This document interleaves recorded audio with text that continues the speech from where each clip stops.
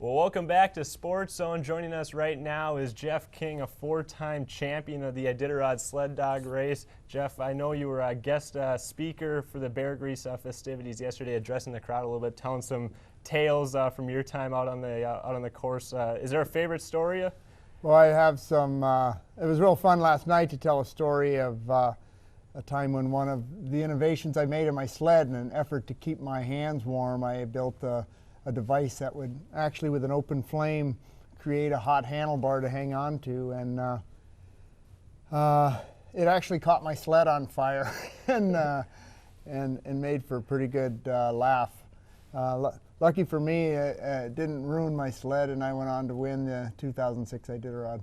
And you've never raced in the Szbeargrease marathon, but the concepts are pretty much the same. What's going through the mushers' mind now the night before they get going? Well, I guarantee you some of them aren't going to get a lot of sleep tonight, even though the race hasn't started officially. It started for the mushers. They're worrying about making sure they have their gear packed right, that their equipment is sound and isn't going to get the dogs detached, that their harnesses fit right. They're going to decide last-minute decisions about which dogs out of their kennels to take.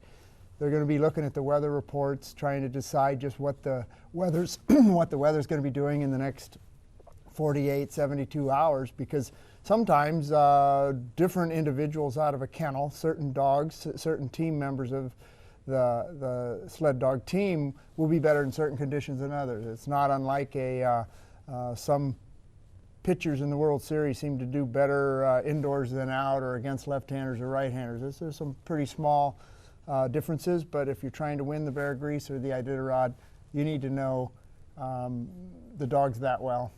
Beyond the obvious, I mean, you need to have a sled, harnesses, dogs to run in these races, but what kind of mental toughness does it take when you're out there all by yourself? I don't know. I think maybe it's a lack of mental anything.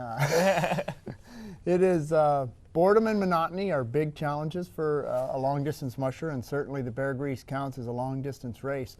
So the mushers are going to have excellent discipline, mental discipline, to remain focused for many, many hours. I consider it to be what I might imagine it's like being an air traffic controller. You're looking at a screen, not a lot's going on at this particular time, but you can't not concentrate. Too much might happen, then you need to be ready for it. And when you're out there all by yourself, we've seen a lot of movies about sled dog racing, Iron Will being the most popular. What kind of relationship do you build with the dogs when you're out there on the race? You better know them. They need to respect you, even more importantly than love you. They need to know that you're fair, you're honest, and you know what's in their best interest. And my job is to know what's in the dog's best interest, and always what's in their best interest is to stay within the parameters of their ability. So my job is inspiring and motivating the dogs, much like I would expect a coach for a hockey team or a football team or the local soccer team is going to have that kind of coach-player relationship. And like I said, 4 times you won the Iditarod sled dog. That's a much longer race than the Szbeargrease, but you're a proven winner. Is there a secret to winning a long-distance sled dog race?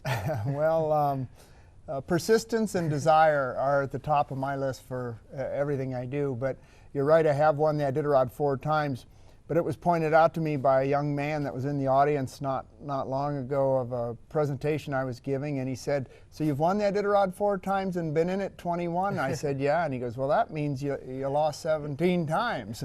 And so it all depends on how you look at it. But I'm very proud of my record. I'm very thrilled to be here for the Szbeargrease here in northern Minnesota, and I've been dreaming of coming to see this country for many years, but this will be the first year I'm not in the Iditarod in 21 years, and I've chosen to come to Duluth. Well, we're glad to have you here. Thanks for stopping by, Jeff. Enjoy the weekend. Thank you very much. We'll have more Zone coming up right after this.